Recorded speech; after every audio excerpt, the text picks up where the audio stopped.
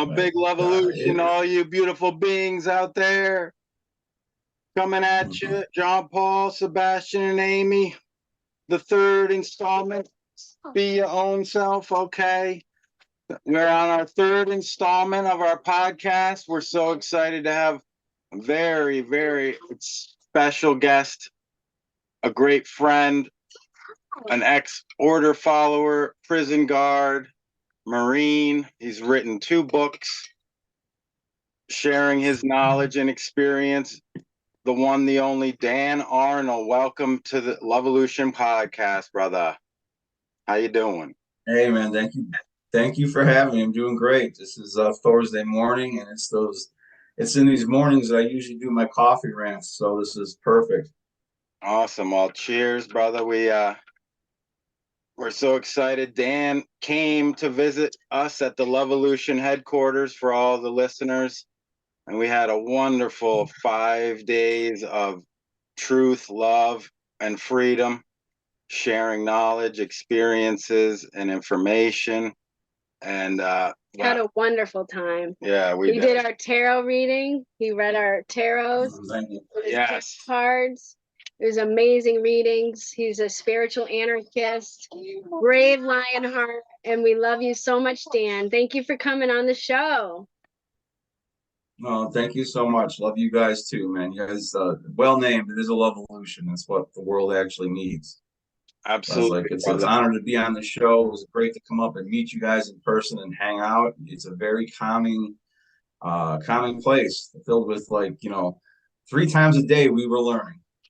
We sometimes it was formal, sometimes it was just opening up and venting, and the whole thing was very healing for me. The whole thing, learning about nature and where you're at is definitely beautiful. Anybody that I know you talked to Will, invited him up, man. Will, I know it's cross country for you, man, but I'd go. It's very nice. Yeah, really beautiful there.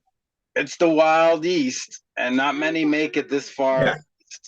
But it's a magical place where we are, and we're just so elated to share it with you. Oh, it was great. We did a lot of healing as well. Yes. Yeah, the healing was all around, brother. So that was just a beautiful thing. Thank you.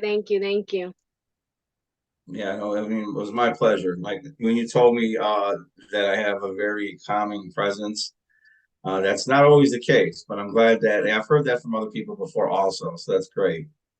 Awesome. That's how I try to be. But it's not always the case. So the reason why we chose you, brother, is that you've exemplified those LUV-A-LUTIONary characteristics, right? Questioning the answers, making change, integrating new information, aligning with natural laws in nature, and objective morality. You're really the example of a lot of people that are on the wrong side. What change can occur. So that's why we chose you to be on this, because of your decisions to take that personal journey, your own personal LUV-A-LUTION, right, which leads to the collective LUV-A-LUTION. Right. So I wanted to go into just talking about how your childhood was, the first 7 years, your formative years. What was that like for you, Dan? Where'd you grow up? Well, I grew up in Cleveland, on the west side of Cleveland. And I'd say the first 4 or 5 years, if I can think back to, were okay. My mom and dad ended up getting a divorce. So that, kids don't really understand that. And then I got hit by a car when I was 6 years old and died, and had an out-of-body experience when I died. Wow. And I detail that in this book, Rise from Darkness. Who are they? And I don't really plug this book enough, or my other book, Violence and Ego, which I really need to start doing because they go together. But overall, the first 6 to 7 years wasn't bad. Not being around my real father, there is that little bit of parental abandonment that happens. Because all of a sudden, where did he go? And then my mom started dating someone else, and he was like my antagonist as a child, right? That bad stepfather, and he actually was. But I've forgiven him. God rest his soul. Maybe he's even living another life right now. Probably in his 30s actually, because he died in 1987.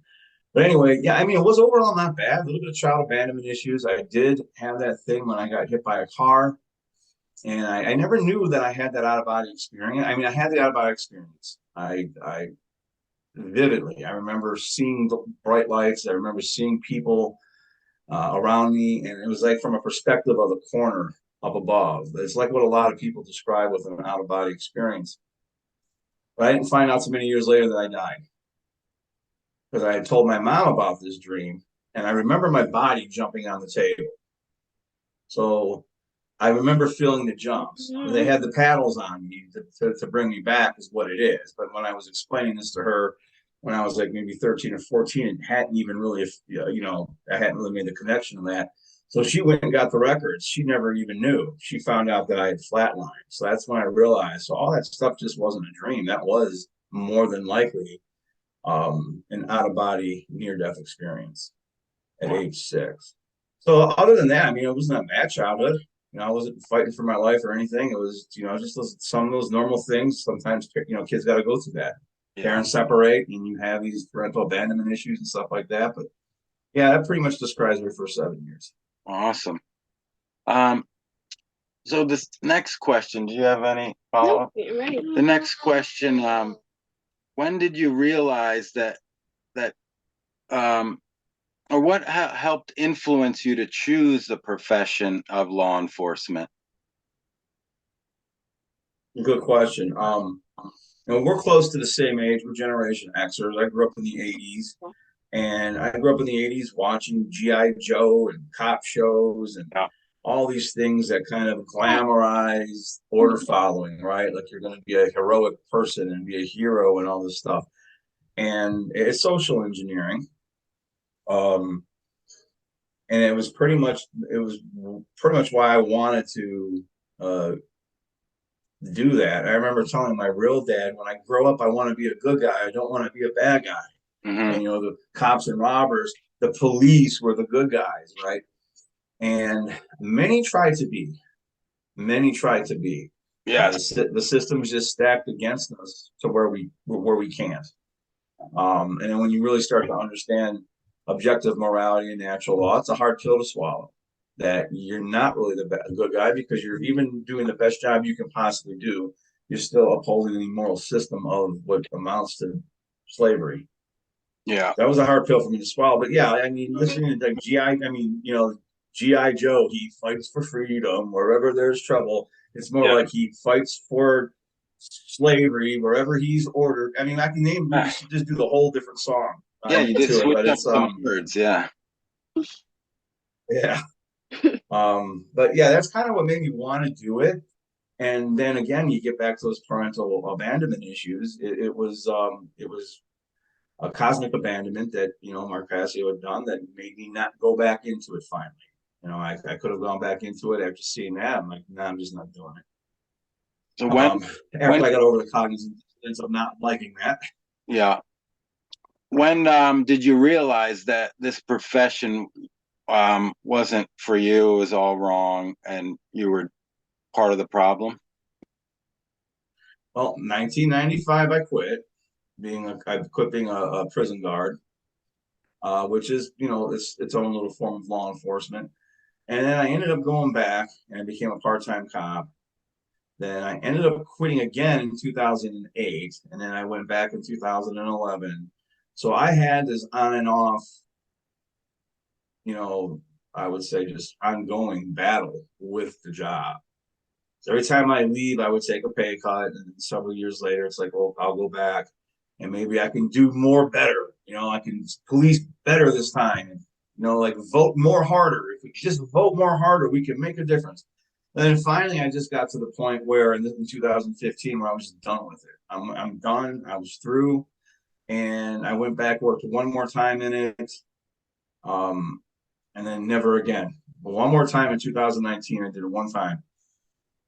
And then that's it. I just realized, what the schism within me with this is I'm not jiving with this whole job. Yeah. It's no one's the boss of you. Like, it's like, you're not the boss of me. Quit telling me what to do. And it just, what your supervisors do. And it kind of dawned on me. It's probably how a lot of people feel, period. Yes. I Yeah. still get scared when, like, the police pull behind me and all I'm doing is 10 miles over the speed limit. The whole system is messed up. And when I realized there was all these contradictions within the system, anywhere you got these contradictions, there's always going to be some type of untruth.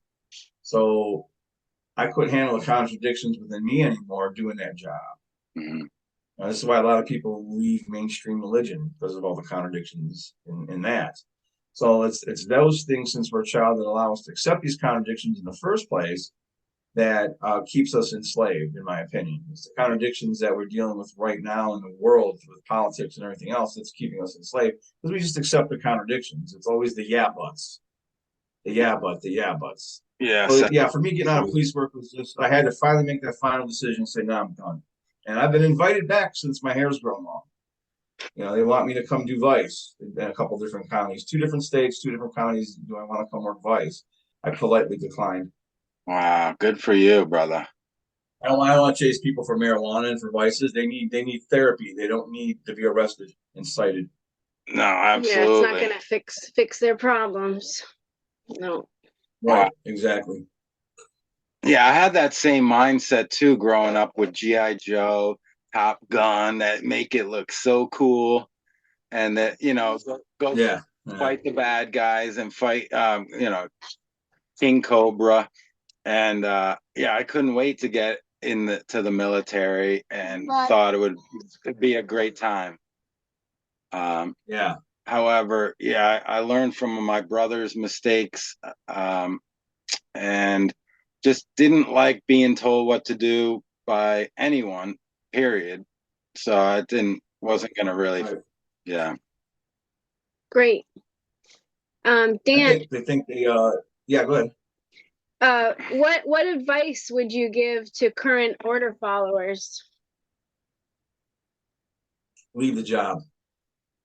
Yeah. Just leave. What they're doing right now to you guys is, and you're gonna have to research and study, but if you have the courage to leave, the universe will come to your aid. God with a capital G. Something will come to your aid if you just stop, because you're going to be given immoral orders. And again, it's a hard pill to swallow, because you're giving up your income, right? If you leave, you can find something else. What's going on right now in the world it is not about an American election. The rest of the world doesn't care if the orange meanie is in office, or if the guy with Alzheimer's disease is in the office. They don't care. The whole world got together and did that psyop on us in 2020, which is why I would suggest we already are in a one world government. And what they're doing in this country is called look up Operation Hummingbird, German Night of the Long Knives. Okay, it's where they got rid of the SA, and all the German police chiefs and different people were murdered, and they replaced them with the SS, right? So they can't do that in this country, but they're doing it in a metaphorical way. The German Night of the Long Knives is happening in America. So understand that, especially you guys who aren't brand new. I would tell the brand new ones, definitely leave the job, but they're so young in their ego and their mentation, I don't even know if I could get to them. This is to anyone who's been on the job longer than a decade or longer. When I talk bad about the system and the job, you guys know I'm telling the truth, okay? They know I'm telling the truth. That's why not one has messed with me. I still got people around here that I consider to be friends on the job. Not one person. I mean, I don't see them ever, but I wouldn't consider them an enemy if I see them.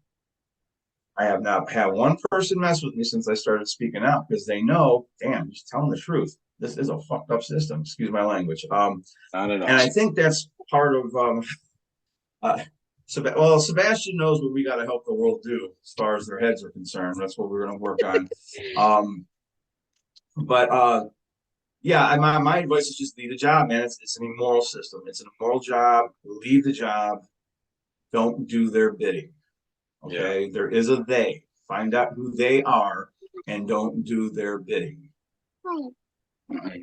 Easier said. I mean, it's really easy to do once you do it. It's just getting to that point where you decide, hey, I'm not doing this no more. Yeah. And it's a lot of programming to overcome, you know. Some of the most intelligent people that I'm around, it gets disheartening because they're so intelligent in so many ways, but they got their head someplace that shouldn't be, right? And it's like, yeah.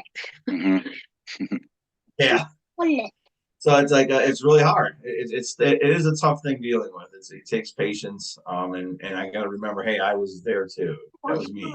Yeah. So that's kind of what I'm doing now is like I don't know. I was talking about empathy being empathy is an adjective, right? The word empathy, but the verb or adverb of empathy would be compassion. Mm-hmm. So I'm trying to work with being more compassionate because I lose my patience sometimes with people. Yeah, that's awesome. Good for you. That kind of leads to the next question. How do you de-stress in this matrix? How do you balance yourself? How do you balance the doom with the gloom and the love and light? Yeah, the balance is a good word for it because I can have a little bit of doom and gloom about me, but then I know for a fact with what I've experienced spiritually that there is hope, that something's trying to wake us up. Something's on our side that is not man, higher than man. I'm not saying it's God, but something's definitely on our side. Balance, though, for me, it's like exercise. You know, go out and take a deep breath. You know, the sun rises in the east, which is back behind me. I'll sit in a chair with my dog and just let the sun hit me in the morning if it's nice out. Yeah. Take a few deep breaths. And you start the day off in that kind of way, the rest of the day usually is okay. I work really hard at just living in the moment. Nature, I live really close to nature. So listening to the birds, listening to nature, it's God's music. And it's free. It costs absolutely no money. So that's one of the ways that I kind of balance myself. What's that? That's a great point. Yes. That nature's music. Yeah, I mean, so that's kind of how I do it, right? And also the yoga instructor in me says, hey, you know, you've got, and I'm not one of those new age yoga guys. I'm a real one who understands what's going on now is BS. But danger is very real. But until it's in front of you, constantly worrying about it will just create physical issues within yourself. Anxiety rarely comes to pass. And, you know, fear can stand for forget everything and run, or face everything and rise.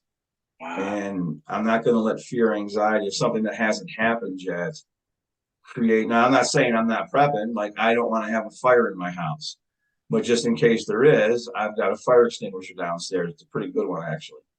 I brought it back. My martial arts school closed down. That was one of those big kind of ones you had to have, so I brought it to my house. But so I don't want to have a fire, but I still got the fire extinguisher. So I'm still prepping in other ways in case something happens. But I'm not going to live every day. I can see through a lot of what they're putting out there is purposely to keep us vibrating in a state of fear, as opposed to a state of love and compassion, because then we're easier to control. Yes. And it's a very low vibrational thing. So it's like, yeah, no, I refuse to let these cowards, which is what it amounts to. They're cowards. And at the very, I won't even get into the conspiracy theories, but I was talking with my friend Simon the other day on what I would say to the very large person who's probably running this whole thing, and I wouldn't care. He can rip me in half. Wouldn't bother me. I'll go back to the light. So I refuse to be afraid of these cowards that are making others do their work for them. Wow. Yeah. And that's I don't know if that answers the question. We must be so powerful, or they wouldn't be trying to dim our light every single day, right? Yeah, there's definitely a lot of like I'm going to eventually do a podcast where, hey, this is true theories. Not one conspiracy is going to be in this podcast. They're just theories. Because I don't like to hyphenate those words. You know, I'm a conspiracy analyst, and what's going on in the world, folks, is a real conspiracy. They do exist. They do happen. Yeah. But people are so caught up in that voting mentation of left versus right, blue versus red, Steelers versus the Browns. I mean, it's like a sports mentality. It is. And it's a hard thing to break. It really, when you start to see it, it's like, oh my God, it's a hard thing to break. Yes. And I've School. Go ahead. When we go to school, they teach us to look at outside authority as The truth. much better than we are, and so we accept that authority. And that's the whole thing. Authority is an illusion. There's no human being that has a right to have any type of authority over another. And like, I got to live with you guys for a week. You do conscious parenting. I see how you guys are with Sebastian. You know, you're his caretakers, you're his teachers. You're not his authority figures. Yes. And that's how I was with my daughters. My daughters were allowed to quit things if they didn't want to do them. And then when they find something that they were really good at, I'd be all in supporting them on that. And if we did more of that, I think that conscious parenting is very important. I know you guys have talked about that a lot with Will, but you guys do it. So it was like fun to watch. It was fun to see. Yeah, that ancestral patterns just get passed down if we are unconscious, right? And most parents, they can control their children because they're being controlled, right, from the outside, the authorities. So I find it's easy to control our children, and they have no rights. They need to be, they need to have freedom. They have no freedom at all. They're the most vulnerable group of people on this earth. The kid in a higher state of consciousness, people start to realize, well, wow, you mean children aren't property? Read the Old Testament. Women aren't property either. No. Like I was having a debate with somebody about that, and I'm like, the stuff that was written in the Old Testament by God, I'm like, that's not my God. No. That's an evil being in that Bible. So that's not my God. Yes. To quote Jordan Maxwell said that the Bible is the greatest story ever told. It's a story, right? And encoded. There's encoded truth, but it's a great story. We like to read the Bible to just. Yeah, I think it was. Yeah. Yeah, I like when you guys are doing that, and I was giving my little translations that day. I was feeling humorous. But yeah, the biblical stuff to me is just made to control humanity. It's made to keep us in fear. There is no hell. There is no lake of fire. There is none of that. We return to the light, and what real hell is separation from source. The further you are from God, with a capital G, the more hell that is what it becomes. That's the only type of hell there is. Yeah, it's a mind. I think that might help the light here.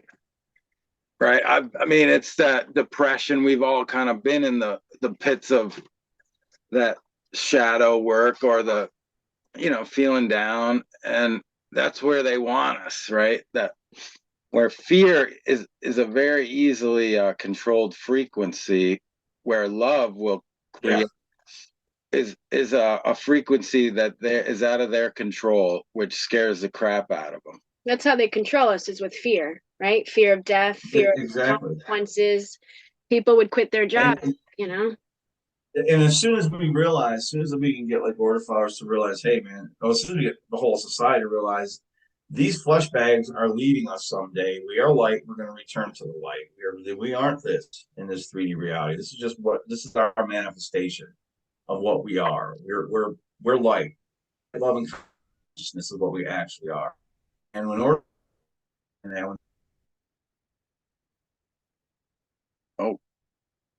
Hello? No, I think we lost Dan for a minute. He'll come back. Oh, we might have lost Dan. There he goes. Just one moment, everyone. Sorry, Dan, you cut out. If you can say what you were saying again. It cut out for a minute. Okay, something. Well, what I was saying is we are definitely made of light, love, and consciousness. If we were created in God's image, that's what we are: light, love, and consciousness. And when people realize that we're going to die someday, and these flesh bags are going to be gone, what's underneath is nothing but light. And my eyes were closed, and all I was able to see was the light under my. It was very weird, but again, there's that light, right? So think of, I look at it like this one. Don't be afraid to die. Okay, every ice cube that's is solid in a pool of water, and the is gonna and it returns to the wall. Everyone who's ever died always talks about seeing a light. Helps mommy while she's doing the podcast. Right, light. It will return to the light. But also, I was saying is with order, you guys aren't going to have the jobs you think in the same manner anyway with what's coming. Yeah, they'll be replaced by robots, pretty much, is their plan. Yeah, there's other things. I've thought very tactically, having been in the military and been trained in things, and we're having worked for the federal government and seeing how they do their disinformation, misinformation, propaganda. It's really easy for me to put the pictures together to see what's coming down the road. And William Cooper said that they want to win this war without even firing a shot. Wow. Yeah. They want to create a civil war at the right time while there's other stuff going on in the world to allow them to have the excuse to bring in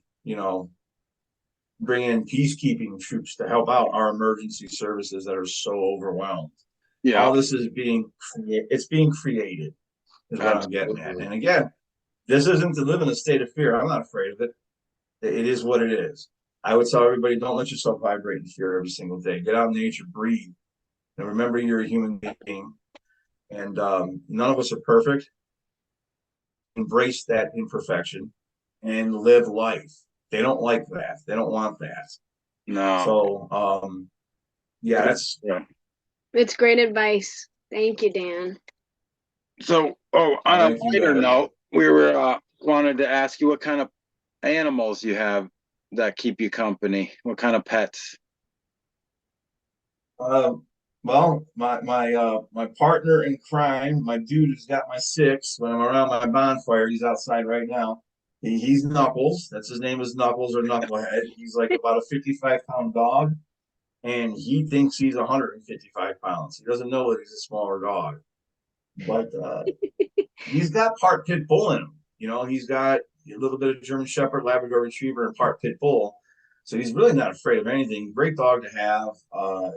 I missed him when I was gone. Yeah. It was great to come back to him, and he just attacked me. Yeah, something love you that much, It was just funny because when my basement flooded the one time, the first thing that my wife and kids said is, "Snuggles okay?" I'm like, "Yeah, he's okay, and so am I." They were worried about him.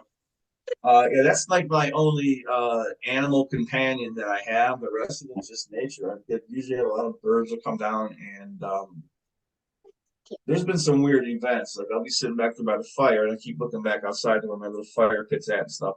And if I'm sitting there real calm and just like relaxing calmly, and just it's kind of a vibe you put off, but then all these animals will start coming around, like a chipmunk, squirrel, be close, birds will land and be close.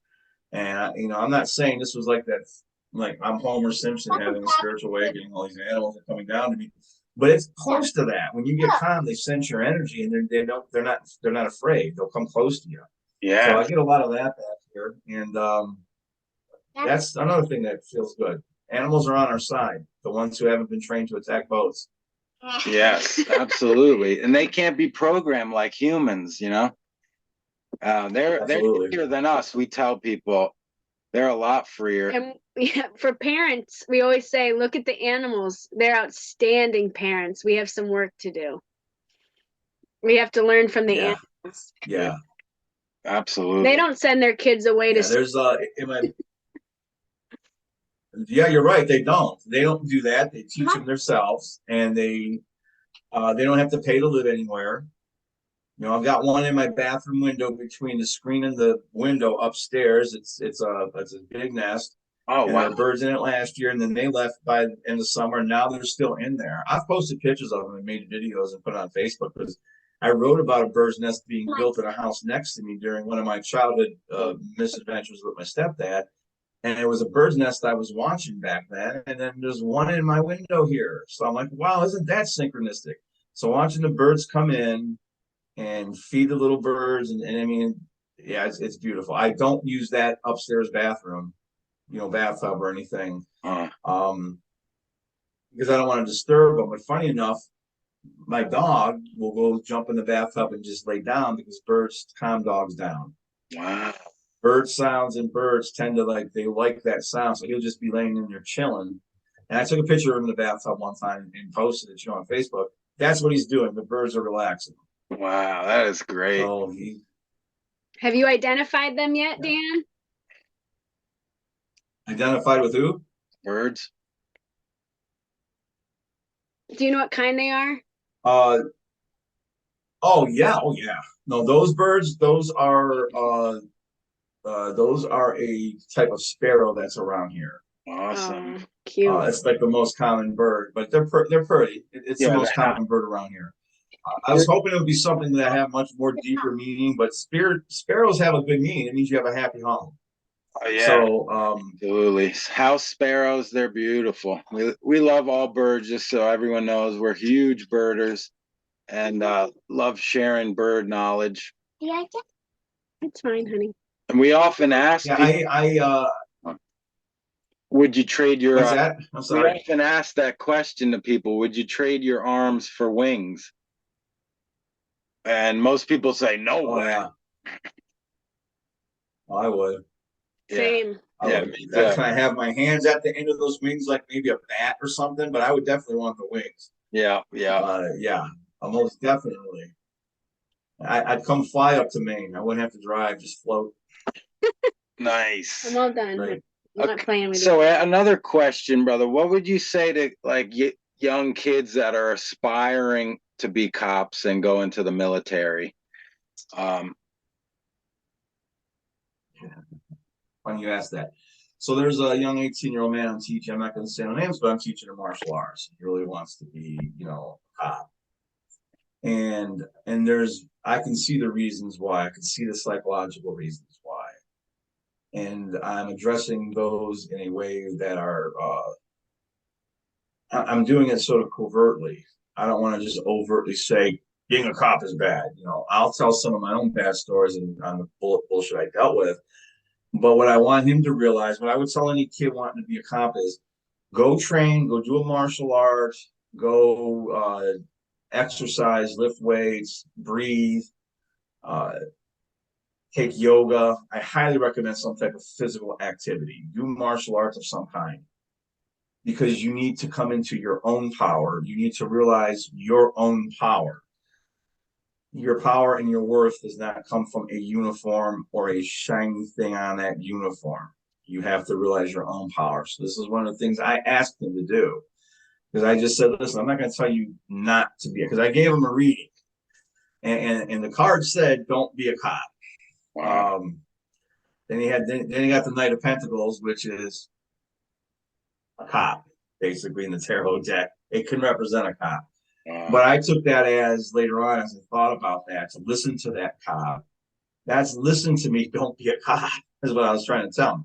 But at any rate, my main thing was listen, man, realize your own power, your own worth, your own strength before you decide to try and get it externally from a special uniform with special privileges that are, bestowed upon you. Because there's a lot of people that end up in police work. They got bullied on in high school and they want to get their pound of flesh back, or they want to somehow feel like they're powerful because of that. And again, there's parental abandonment issues in every single one of us. So I can see this stuff psychologically, what's going on with them. And again, it's just simple. You become powerful on your own, and you probably won't want to be a cop. I think the two would go hand in hand, to be honest. Yes. Especially with what's coming up in the upcoming years, you're not going to be doing anything that's noble. No matter how they euphemize it, you're not going to be doing anything that's noble. You're going to be taking people's rights away from them. The right to travel freely. That's just the main answer I'd give. You got your own power. Get it yourself. Don't seek it elsewhere. If you still want to be a cop afterwards, fine. I bet you 90% of the time, once you realize your own strength and power, you're not going to want to be a cop. You're not going to need to be one. Yeah, absolutely. Great answer. Just briefly, did your parents instill that can-do attitude, or that you can't do it? Were they encouraging or empowering and supportive, or did they, Not at all. Not at all. So my stepdad had his own series of issues. You know, he was very abusive, and I talk about all the different abuses, and not out of some. It's not some vomit of self-pity. It's just to paint a picture, and I can honestly say I'm 100% over the bad stuff in my childhood, because I can talk about it and go party afterwards, and go walk in nature, or have a good meal, and it doesn't bother me to talk about it anymore. So when you're bothered to talk about something, you're not over it. I'm over it 100%, and I had to forgive him. And I had to really forgive him, because there was a circle of violence in his family where he was abused pretty badly himself. And passing that abuse on is his way of trying to control that abuse that he had to deal with. It's his way of trying to make someone else feel his pain. And he did do some good. He did do some good. I'm not going to say it was all bad, but there was no general sense of empowerment other than they let me do what I wanted to do. And then what I ended up doing was I got involved in the martial arts at a very early age. And that was where I kind of got my empowerment from. I had a surrogate father who was a martial arts instructor. That's where I got my power from. You know, first time I kicked him in the face in panic, and he's like, "No, never say sorry. That's your job. I'm teaching you how to do that." You know, this guy was the size of a gorilla. If I was going to rip me in half or something after I did it, I was only 12 years old. But this is how you treat a kid. This is, you know, you're teaching somebody to do something. You don't punish them because they did what you're teaching them to do. So I started to realize my own power. And I wanted to protect my mom someday, which I actually ended up doing. So she did encourage me. So I'm not going to say she didn't. She did encourage me. She was a good mother for the most part. You know, she could have been a little bit stronger, and I had to forgive her for not being stronger. She was a victim herself. So once we realize, hey, we're kind of hard on our parents sometimes, and we back off and realize there's no book, there's no manual to this. There's no set of instructions that comes with being a parent. I look back at her. She did kind of empower me to a certain degree. So it wasn't like all bad, you know. Yeah. So this is kind of switching gears. Have you ever seen or heard of Sasquatch or Bigfoot out in nature? Yes, absolutely. I've got my own story to tell, so I'll tell it on here if you want. Yeah, please, yes. Too. We love Sasquatch. So I would. Yeah, I totally look at everything now, and I've actually put some puzzles together with what I think Sasquatch actually is, based on what I think our actual origins are. Which isn't some bearded man in the sky decided to make us. But the experience I had with Sasquatch was in the Allegheny Mountains, and we were by ourselves. It was me and my wife. Where's many that? years West ago. Virginia? I've known her since I was. Oh, Allegheny Mountains is in Pennsylvania. okay, yeah. Only about a 3.5-hour drive. So I camped there many times before with a bunch of us, but this time it was just me and her camping alone, and we were in the tent. And next thing you know, I hear something running, but long, hard steps. I can feel the vibration through the ground of this thing running. And the word that came to my mind is it's a bipedal creature. This wasn't a bear. Bears can't do that type of fast running on 2 feet. It wasn't, 4 feet.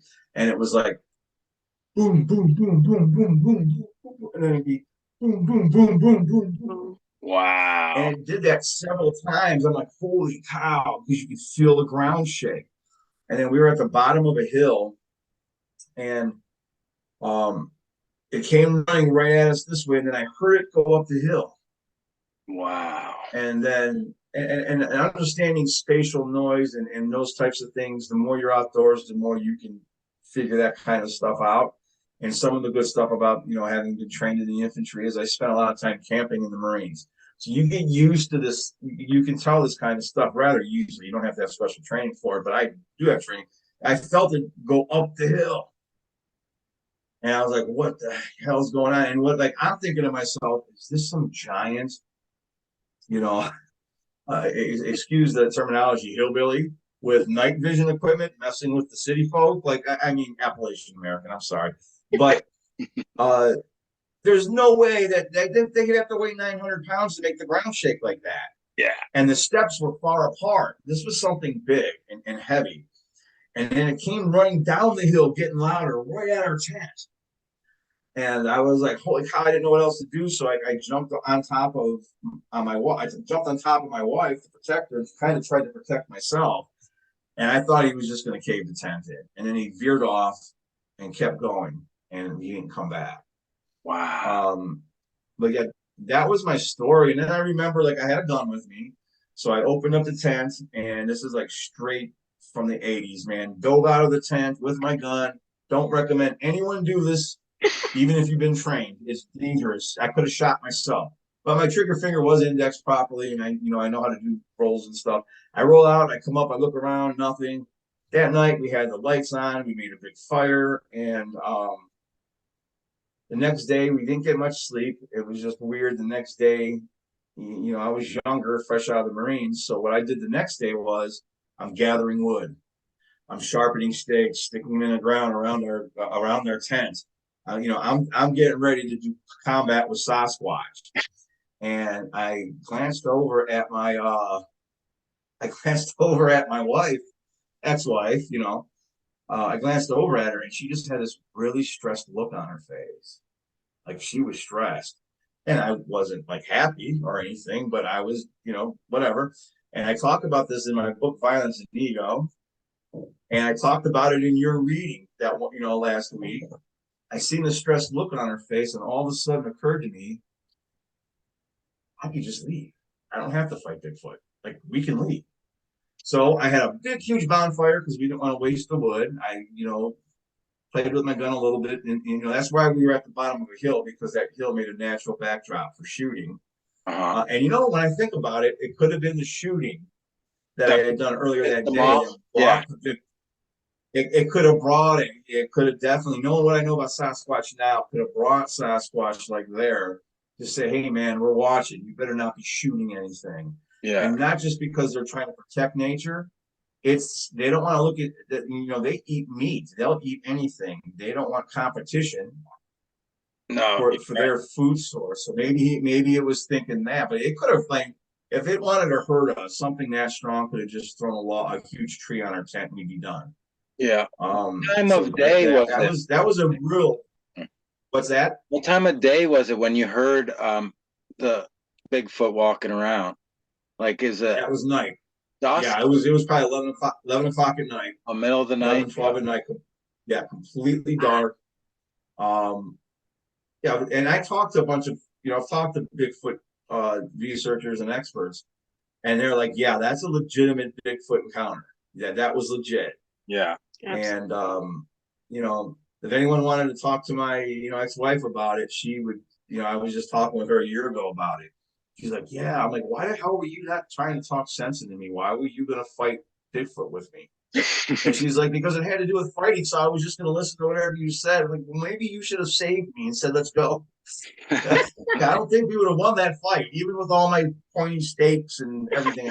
Just stupid. But I mean, I was like 23 years old, so I was fresh out of the Marine Corps. I watched the movie Commando against the Predator in the 80s. I thought maybe that's what I was gonna do. And then when I seen the stressed look on her face, I'm like, I can just leave. So, like, we don't have to actually go to every fight we're invited to.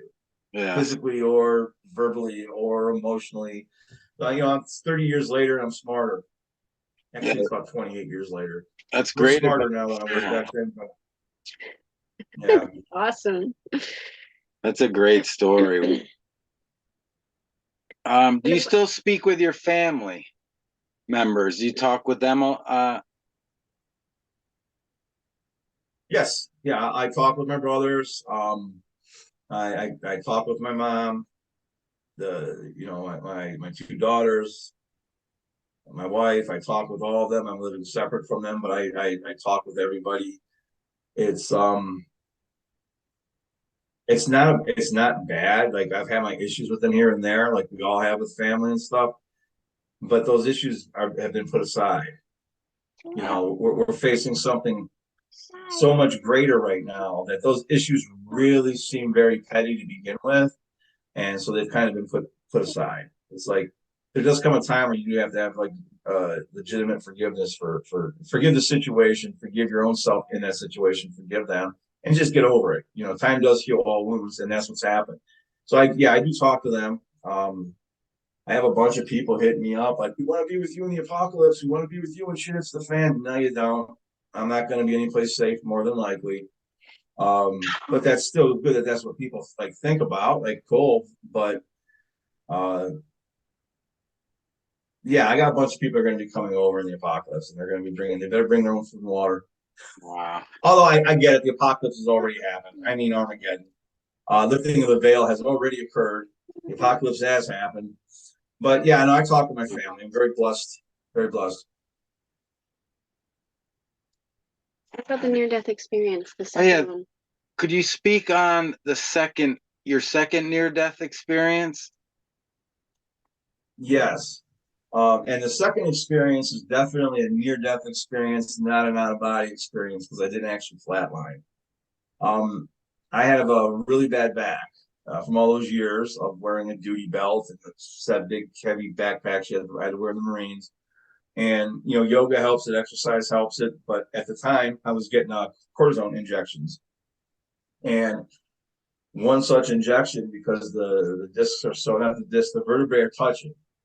And it ended up doing something to my nerves, and I was paralyzed, and the pain was intractable. So I couldn't walk. I just couldn't walk. I mean, wow, it was the most humbling experience of my life. And it turned into a very spiritual one, actually.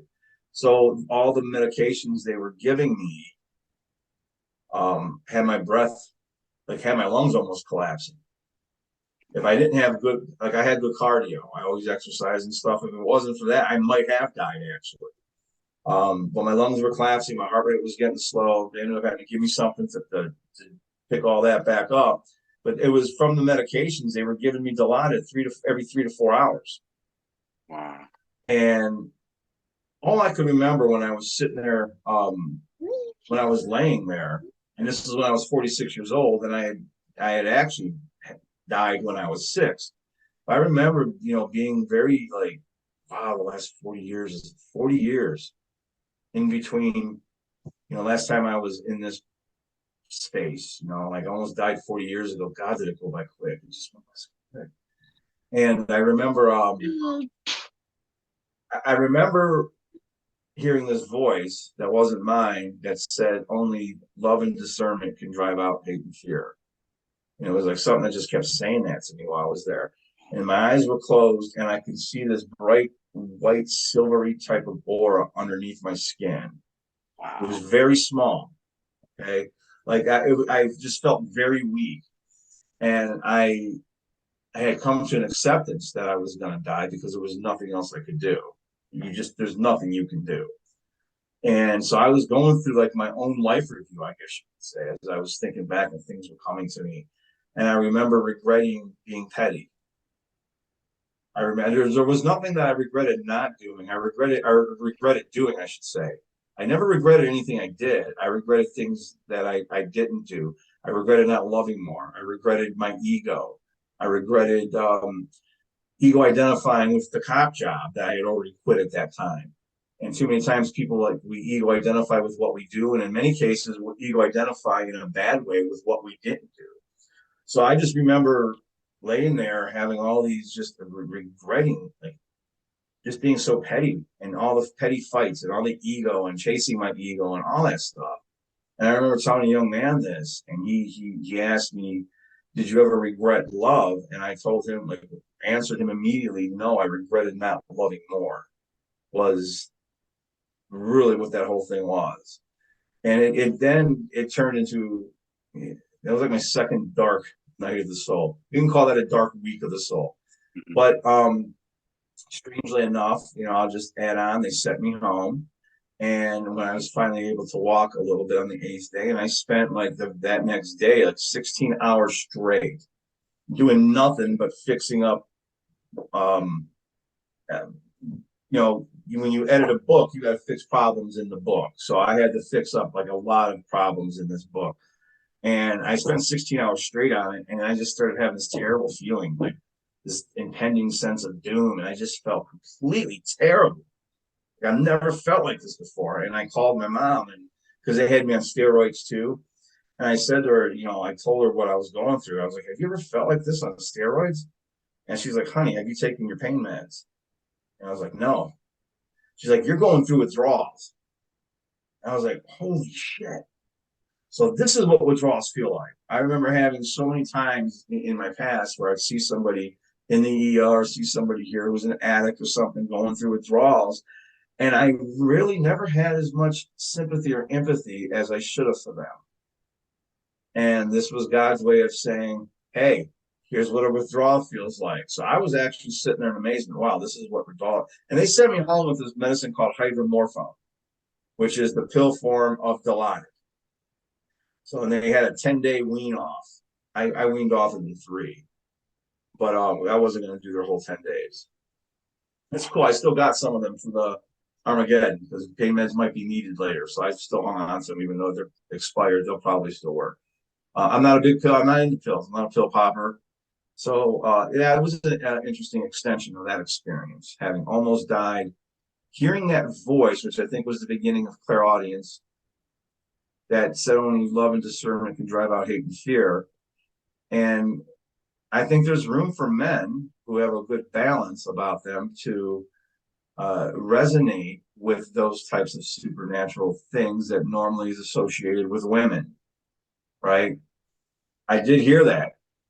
So, we need to have more discernment and we need to have more love, because that's the opposite of hate and fear. Absolutely. And, like love and hate are actually vibrationally, they're on the same vibration. They're just at different, polarities. The opposite of love is actually fear. So if you're walking more in love, it's almost impossible to walk in fear and love at the same time. They can't exist together. And I know this through my own life, just experience. I think everyone knows this. Yes. Even if they don't know the verbiage, they felt it, they know. Yeah. So yeah, that was that one. Wow. You have so many experiences, Dan. That's Yeah. what makes you such a unique, brave warrior. Yes, you are. Yeah, I never thought about it like that. But then when I wrote the books, I realized, wow, I guess I have done a few things here and there that are a lot of people haven't done, or experienced some things that a lot of people haven't. And that's why I started speaking out. I was going to speak out. I started doing this in 2019 anyway, because I wanted to help people anyway. But then when the thing happened in 2020, I had to speed some things up. And right now, if we don't speak out, we're going to be complicit with what's going on. That's great. Here it's real life. Here. The parenting never stops, Sebastian, what's going on, buddy? Say hi to Dan. Wait, what is it that we gotta help? What is it that we gotta help people to do? He's doing karate that he learned. That's the head of your toilet. Yes. PG rated. Yeah, PG rated. That's okay. People who listen to anything I'm on usually get used to bad language. Sorry that I cussed today. I'm being good today. Not at all. Don't worry about it. So I wanted to ask you again that acronym with fear. You said, what was it? The fear. Forget everything and run. Forget everything. Yeah, fear. Forget everything and run, or face everything and rise. Wow, that is beautiful. So face everything and rise from darkness. That's it, folks. We gotta embrace that fear, face it, overcome it, and it feels amazing when you can conquer your fears. And as a LUV-A-LUTIONary, you have conquered a lot of your fears, Dan. We can tell, and we appreciate that and your experience and sharing the courage that it takes to share what you've been through, being on, in the cult of ultimate evil, and then speaking against it. Good on you, brother, for really having that courage, that empathy, and that higher consciousness to say, no, thank you, I'm done. Thank you. Exactly. Thank you. Yeah, we need a whole planet of Dans like you, brother. Courageous, strong. And I jokingly say there's got to be better representations than me. We're digging bottom of the barrel, but we are in the 11th hour, so whatever. If I'm the only one who steps up and speaks up, that's fine. Well, yeah. But the cops got to realize, cops, military, you got to realize, try getting VA benefits, military guys. Have fun, okay? Have fun with it, and then deal with all that nonsense. And then for you for the cops out there, as soon as you get hurt and it's convenient, they'll throw you under the bus. They don't care about you. They really don't. No, they turn you and burn you. You are in between a rock and a hard place, and that's going to create problems. Right there. It's going to create problems. So I really wish more and more people would speak up on all levels. Low level, medium level, high level. Everyone needs to just speak up all at one time. Yeah. And David, like I said, let's just all stand up and say no. Yes. But then have a little bit of fight, because we all actually just no, we're not going to do it. I'm not saying violence, just no. We're not having this. We're not listening to this. No, we're not believing you. But yeah, we need to say no. Like, if the last thing that happened in 2020, I like to call that a scamdemic, because it was a scam. 99%, you don't need to get into all that. But the next one I wouldn't call a scamdemic. The next one I would call that's coming is a plandemic, which means it is planned. Not that the last one wasn't, but it's going to be a real pandemic. I have a feeling what's going to be released is going to be pretty nasty. So I would highly suggest to my right-wing friends and my non-voting friends, and I have friends from all walks of life, I would highly suggest following some of those precautions this next time around. There's a reason why they wanted such fighting over the first time around. Yeah. It's just my personal opinion. It's a theory. I have no facts to put this on. It's just an intuitive theory that I have. Call it the sacred feminine coming out. Everything that they put us through in 2020 with the scam-demic, be prepared for the planned-demic, because that one I think is going to be a little more serious. So don't be surprised if you don't see me wearing a mask or doing other things to be careful. But again, I think if we're out and about with people, your immune system builds up naturally. It exists in nature. These things are in nature, and the more healthier you are, the more sun you get, the stronger you are. The more you fortify your own temple, the harder it is going to be for them to hurt you in any kind of way. Yeah, that's which is another thing. That's like you guys' food. Yes. And so where food, all the stuff you guys have just helped me so much, man. Oh yeah, it was a pleasure, brother. Sourdough bread. Yeah. Gut health. Oh God. Right, we gotta love ourselves. Yeah, gut health, probiotics. Oh, they're nice. Awesome. Where can that was like the first thing you guys did? Let's not crazy this guy and give him some good food. That was kind of cool. Oh yeah, brother. Well, we enjoy eating, even though we don't eat our animal friends anymore. We enjoy eating just the same, and discover so many new foods out there that I never did when I was eating meat, and it's really it's exciting. And food can make us feel good. Food can make us feel very good if we eat the right stuff. Yeah. Well, it did. And, by my third or fourth day there, like I was feeling great. And I ran really good like last Wednesday. Like it was like after a couple of days of getting good probiotics in me and getting really good food. Not that I eat real bad around here, but I think sometimes your body needs that reset. Yes. And I felt like 5 days up there was a nice reset that I would recommend anyone, do.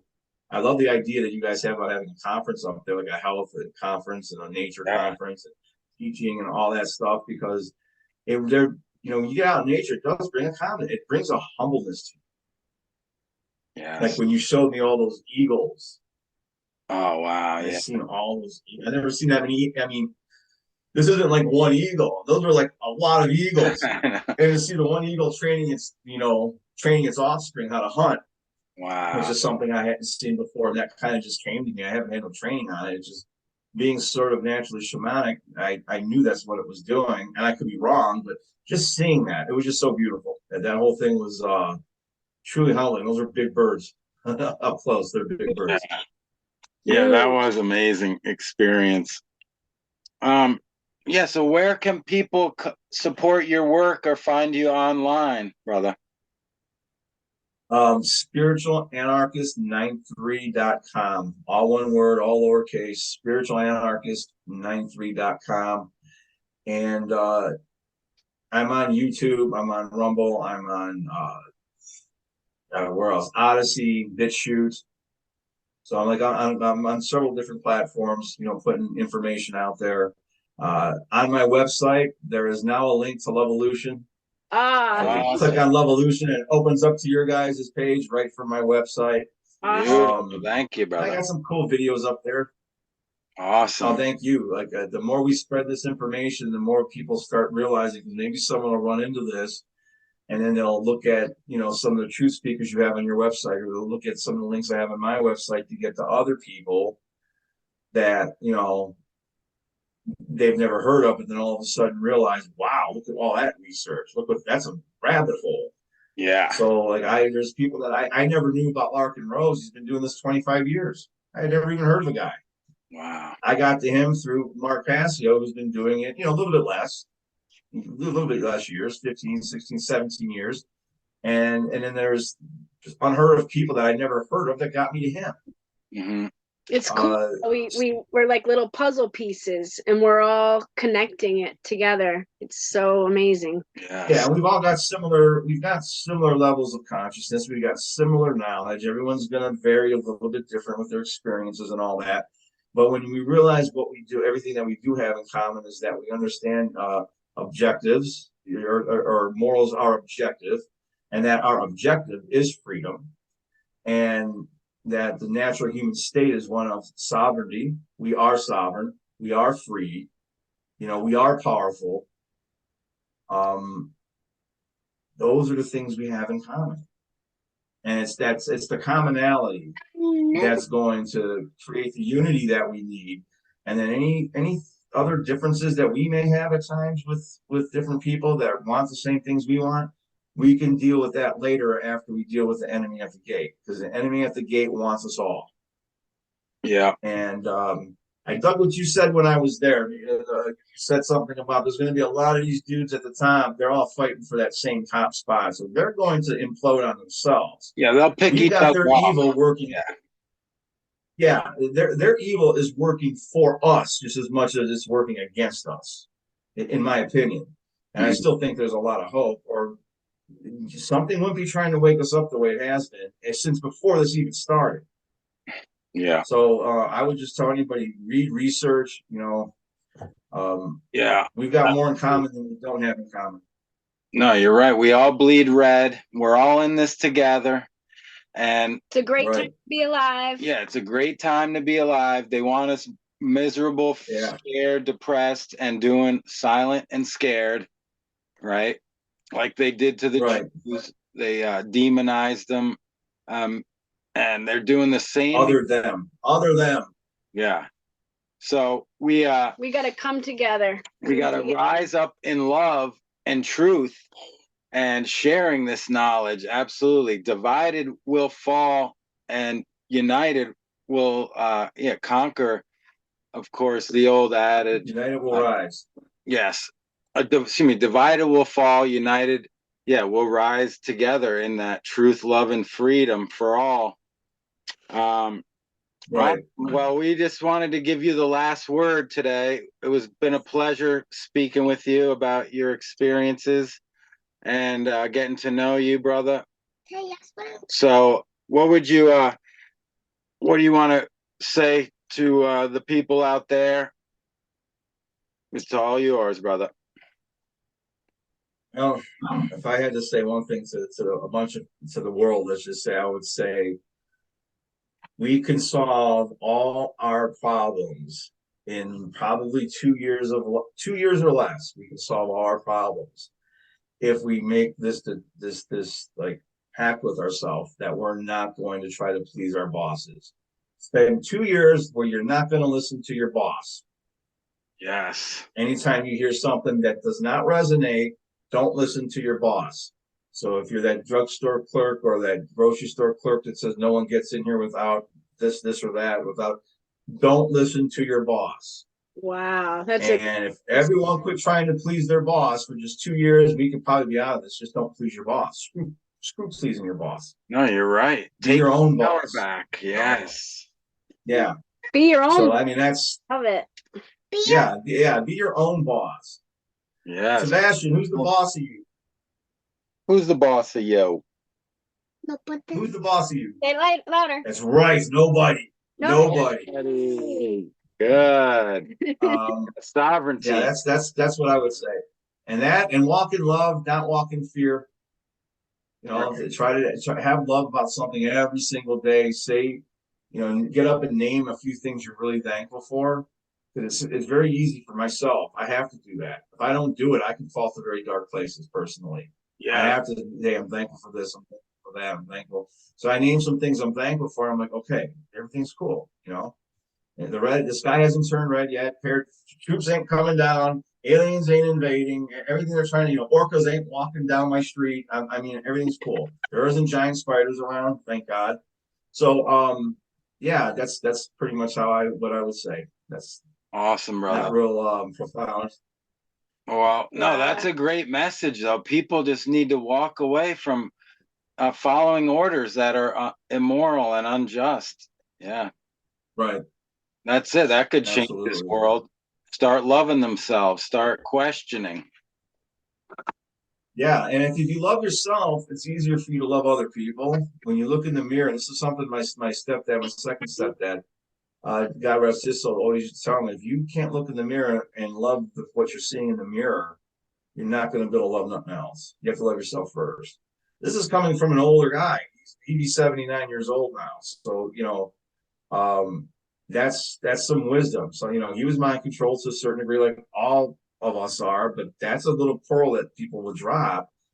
And that's so true. And that's what you guys are doing. Yeah. You're helping people love themselves.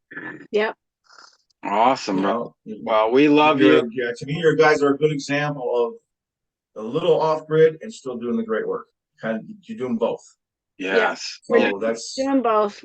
We know how important it is. Once you know, you got to share. Yeah, that knowledge is useless unless applied. Right. I really felt like it was a requirement to start talking once I understood it enough to explain it. Yeah, likewise. And once you could explain what actual karma is, that it is a universal law, and you could explain it to a fifth grade level. If I could explain it to him at 6 years old, that's all I need to be able to do. And I don't need to know the secrets of the galaxy to tell you that, you know, morals are objective, truth can be known, and we have a right to be free. Yep. And you ain't got to scribble my rights down on a piece of paper.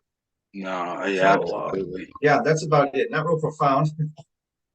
No, well, we love you so much. We love Dan. the simplicity and it is profound though for a lot of people haven't come across this info. So to hear it from your experience is really hopefully it'll hit home with a lot of people, you know. Yeah, it will. I hope it does. It will. I know my next book is going to be off the hook. Trust me, my next book is going to may actually really help if, you know, we'll have time to read. Awesome. Yeah, we can't wait for what happens if all electricity goes out. Reading is all you're going to be able to do. I know, right? You're right. We'll have books back in their actual hands instead of, you know, Kindles and stuff like that. Yeah. So, you know, who knows, maybe this is one other book real quick. Animal Speak. Oh, wow. You guys get a chance to look up this book. It's Animal Speak. Cool. By Ted Andrews. Okay. And it's amazing. Wow. I knew a reading master. She had that book. Yeah. That's a great book, I heard. Great book. Awesome. It's a very great book, and you can see, like, I got spots where I go back to it, you know, because you can't remember everything. Yeah, so if I have a question about something. Yeah. Right. Awesome. Well, everyone, check out Dan's work. Ego and Violence, Rise from Darkness are his 2 books on Amazon and on his website. And support Dan and support our LUV-A-LUTION.net, please. Thank you for everyone taking their health back, getting the superfood. Thanks, Dan, for being an amazing Love-Evolutionary. And we'll talk soon, brother. We'll have you on again soon. Thank you guys for listening. Thank you, really guys. Appreciate it. Love you all. And love all you guys. Love all you guys. See you soon. Thank you so much. All right. Thank you. Big Love-Evolution to you, brother. Have a good day. Peace.